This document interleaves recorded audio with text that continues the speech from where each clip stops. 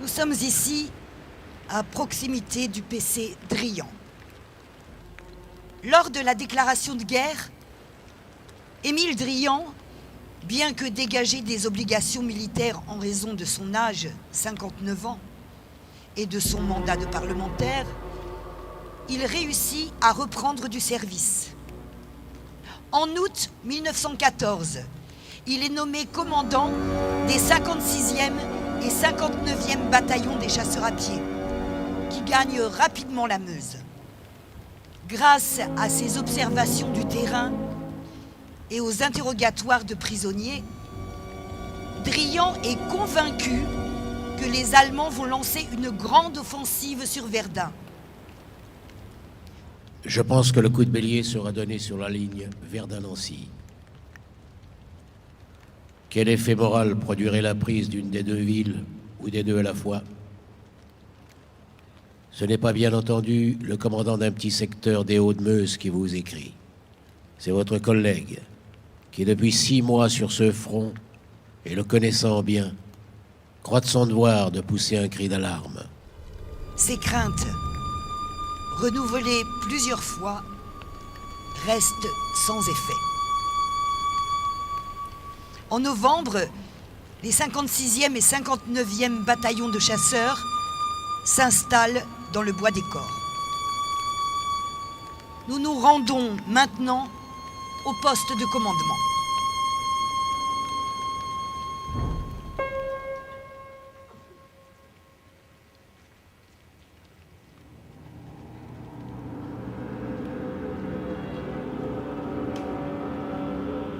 Le bois des Corps est relativement calme, bien que dominant au nord la ligne de front. Les villages de Flaba et de Ville devant Chaumont sont aux mains des Allemands. Le carrefour des deux routes y conduisant est donc très important. Le dispositif comprend 3 positions échelonnées en profondeur. La première ligne, à la lisière du bois. La deuxième ligne, dite de soutien. La troisième ligne, dite de résistance au nord du PC. Le PC, seul ouvrage bétonné du secteur. C'est une galerie semi-enterrée, éclairée par des embrasures sur les 2 faces. 4 escaliers y donnent accès. Le cantonnement est installé au sud, à Vacheroville. Le 1er décembre 1915, Drian fait part de son inquiétude à la commission de l'armée de la Chambre des députés et rencontre Poincaré, président de la République, ainsi que Gallieni, ministre de la Guerre. Ce ministre alerte Joffre, commandant en chef. Celui-ci est furieux d'avoir été court-circuité et ne partage pas ses craintes. Le grand quartier général s'obstine à ne pas croire à une attaque de ce côté et affirme que les Allemands travaillent seulement à se fortifier. Le 23 janvier 1916, une inspection du général de Castelnau, adjoint de Joffre, confirme que la place de Verdun est insuffisamment organisée. Il ordonne immédiatement des travaux. Le 9 février, une partie du grand quartier général admet enfin qu'une attaque dans ce secteur est en cours de préparation. Il est décidé d'envoyer 2 divisions en renfort à Bar-le-Duc.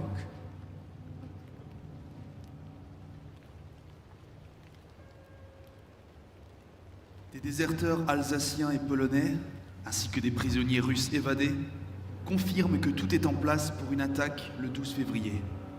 Mais heureusement, en raison des mauvaises conditions météo, neige, brouillard et pluie, elle est reportée.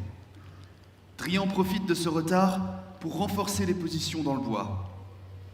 Le 59e bataillon a 3 compagnies au nord et une en réserve, ici. Le 56e bataillon est placé au sud, prêt à intervenir. Le 20 février, Drian écrit ses dernières lettres à son épouse. Je ne t'écris que quelques lignes hâtives, car je monte là-haut encourager tout le monde. Et pour voir les derniers préparatifs. L'heure est proche, et au fond, j'éprouve une satisfaction à voir que je ne me suis pas trompé en annonçant il y a un mois ce qui arrive. À la grâce de Dieu. Vois-tu, je ferai de mon mieux et je me sens très calme. J'ai toujours eu une telle chance que j'y crois encore pour cette fois. Leur assaut peut avoir lieu cette nuit comme il peut encore reculer de plusieurs jours. Mais il est certain. Notre bois aura ses premières tranchées prises dès les premières minutes, car ils y emploieront flammes et gaz. Comme on se sent peu de choses à ces heures-là. Lettre de Drian à un ami. Ce soir, je passe en revue tous ceux et toutes celles à qui je veux envoyer ma pensée avant l'assaut. Je parle de l'assaut ennemi que nous attendons de jour en jour, et qui est certain maintenant. Le comte Prince, qui a annoncé à son armée la prise de Verdun pour terminer la guerre, va savoir ce qu'il en coûte pour ne pas la prendre. Beaucoup de chasseurs ne seront plus là d'ici 8 ou 15 jours, et c'est ce qui m'attriste. Les avoir épargnés depuis 18 mois, comme j'ai eu la chance de le faire, et les voir fondre dans la fournaise où ils vont tomber. Enfin, c'est la guerre. Un déserteur a confirmé que l'attaque est imminente. En ce 21 février, l'aube va se lever. Drian arrive soucieux à son PC. Et puis, peu après 7 heures,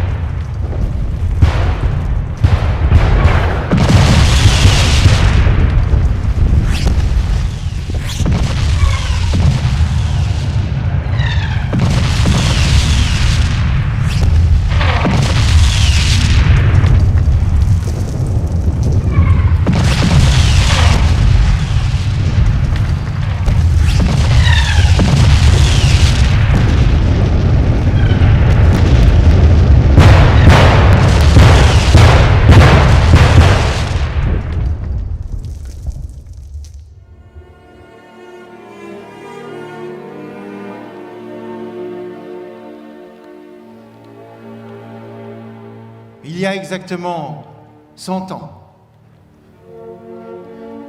le pilonnage. Trommelfeuer en allemand. Sabbat. Ce déluge inouï ressenti jusque dans les Vosges à 150 km. Le comte Prince écrira dans ses mémoires: à voir ce bombardement effrayant, nul n'aurait pu penser que les tranchées françaises fussent encore tenues par un seul homme vivant.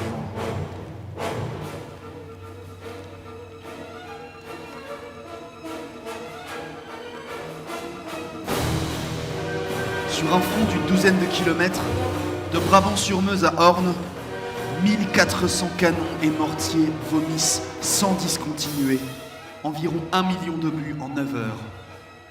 Les aviateurs français, de retour de leur reconnaissance, expliquent avoir vu au ras du sol une seule flamme continue, tant les batteries allemandes côte à côte tirent en permanence.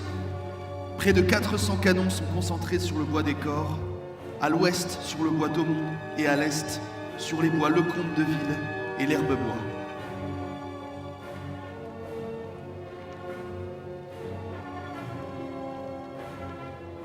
Les fantassins allemands se mettent en marche avec la conviction qu'ils vont progresser sans difficulté, les lignes françaises devant être pulvérisées. Or, ils sont accueillis par des tirs au fusil et par des grenades. Des poilus, sortis d'entendre se battent farouchement. C'est l'enfer. Les lignes téléphoniques sont coupées. L'extrémité gauche du PC a été en partie effondrée par un obus de 210. Le caporal Stéphane y entre. Sur les lits de camp, il y a des blessés, autour desquels s'agitent des infirmiers et un major au tablier rougi. Dans la chambre du commandant, je marche dans des flaques de sang. Sur la couchette, j'y ai un poilu, les yeux sortis des orbites. Ils pendent sur les pommettes, au bout de leur nerfs, et le malheureux geint misérablement. Maman, maman. À l'ouest, le bois d'Aumont est pris malgré la résistance des 165e et 362e régiments d'infanterie. À l'est, dans les bois Lecomte, Deville et d'Herbebois, tenus par les 164e, 233e et 343e régiments d'infanterie, seules des parties de la première ligne tombent. Au centre, dans le bois des Corps, l'assaut est stoppé. Et, en fin de journée, une farouche contre-attaque permet d'y regagner une partie du terrain perdu. La nuit est venue. Il neige de nouveau. Les 56e bataillon de chasseurs est monté en renfort. Les hommes reprennent tant bien que mal leurs esprits. Drian, en inspectant la première ligne, retrouve le lieutenant Robin et lui demande de résister à tout prix. Ici, devant le PC, ce qui reste de la ligne dite de résistance est renforcé. 7 heures du matin, le trommelfeuilleur reprend. Le bruit est infernal. Des chasseurs se blottissent dans les abris, les cratères. Il n'y a plus de forêt, elle est entièrement déchiquetée. De nouveau, près de 1 million d'obus tombent. À midi, le tir est allongé vers le sud et 7000 Allemands, avec des lance-flammes, repartent à l'assaut. Ils ont la supériorité numérique en attaquant à 3 contre 1, mais les poilus, bien que manquant de munitions, se battent à la baïonnette à coups de crosse, de pelle. Les 3 compagnies de première ligne sont anéanties.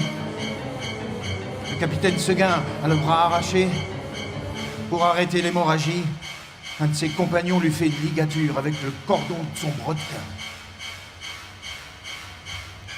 Ici, au PC, Drian se bat avec une centaine de chasseurs. Les Allemands sont à moins de 100 mètres à l'ouest, au nord et à l'est. La tenaille va se refermer et l'encerclement sera total. Drian fait brûler dans le PC les documents et donne l'ordre de repli en direction du sud.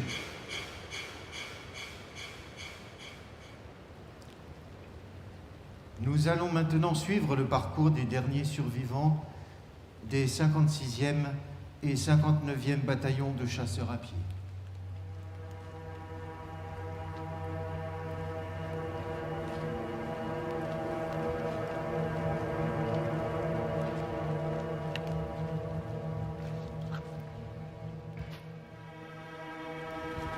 Les arbres sont fauchés comme fétus de paille. Toute la journée, nous coupons les chines. Nous devons abandonner notre abri et nous terrer dans un large entonnoir. C'est un champ formidable. C'est un bois A indescriptible. Des plaintes sortent d'un amas informe de tables, de planches brisées et broyées sous la poussée d'un gros bloc de béton et de plaques de ciment. On retire avec peine le jeune et dévoué sous-lieutenant Petit-Colo. Il paraît avoir les reins brisés. Il ne tardera pas à mourir. Une des nombreuses mitrailleuses que les Allemands ont installées en lisière du bois dirige son tir sur nous. Je suis maintenant tout seul. Les quelques chasseurs survivants se sont égayés comme ils ont pu. Je ne voudrais pas être pris. Je saute de trou en trou. J'entends le tac-tac d'une mitrailleuse qui me suit dans ma course. Les balles ricochent à mes Les arbres sont fauchés comme fétus de paille.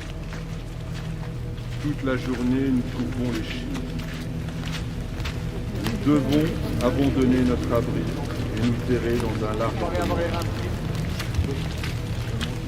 Laissé continue à combattre furieusement avant de tomber sous nos coups.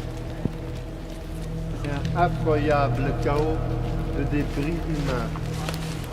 On entend Ces gémissements qui sortent de la terre, ce sont les malheureux en terre, begann ein Artilleriefeuer, wie wir es noch nie erlebt haben. Es übertraf unser Vorstellungsvermögen. Dann erhielten wir den Befehl zum Vorrücken. Wir kamen nur langsam vorwärts. Le 21 février commence un feu d'artillerie comme nous n'en avons encore jamais connu. Ce que peut concevoir notre imagination se trouve dépassé. Laissez continue à combattre furieusement avant de tomber sous nos coups.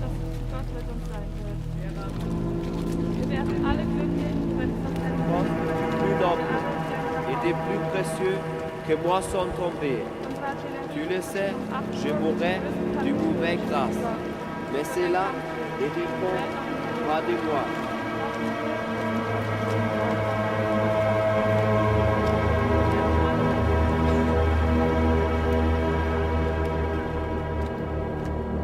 Le 22 février 1916, un peu plus d'une centaine d'hommes des 56e et 59e bataillons se replièrent après avoir subi 2 bombardements et 2 assauts d'une violence inouïe.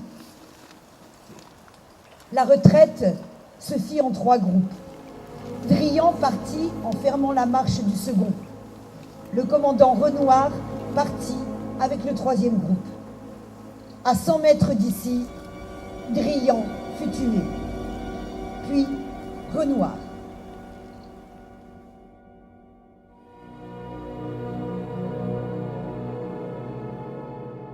Nous courons comme des fous pour arriver au plus vite à Beaumont. Nous devons soulever des réseaux de fils de fer pour passer en dessous, ce qui retarde notre marche. La fièvre nous gagne, l'écume aux lèvres, on enjambe les morts. Tout à coup, un énorme obus tombe en plein sur la première section de la compagnie. 25 hommes voltigent dans les airs. Des quartiers de cadavres s'abattent de tous côtés. Nous sommes couverts de sang. Le bombardement redouble. C'est un charivari infernal. Avec ça, il gèle à pierre fendre. J'ai les pieds comme de la glace.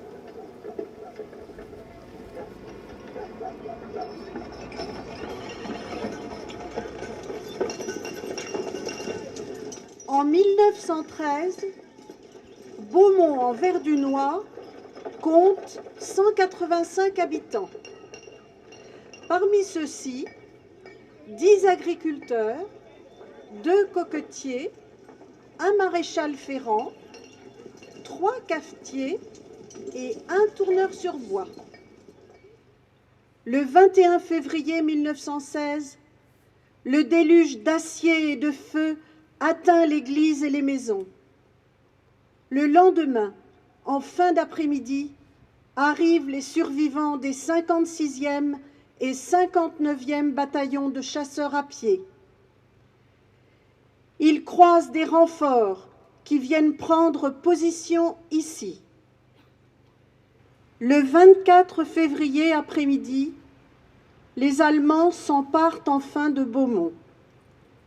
Les soldats du 208e régiment d'infanterie se replient vers le sud où ils retrouvent des chasseurs. Des 1200 hommes des 56e et 59e bataillons, il ne reste plus qu'une centaine de survivants, auxquels il faut ajouter quelques autres capturés par les Allemands dans le bois des corps. Le mot « héroïsme » a souvent été utilisé et galvaudé. Mais dans ce cas, il est pleinement justifié. Le sacrifice de ces hommes a ralenti considérablement l'avancée allemande et a donc sauvé Verdun.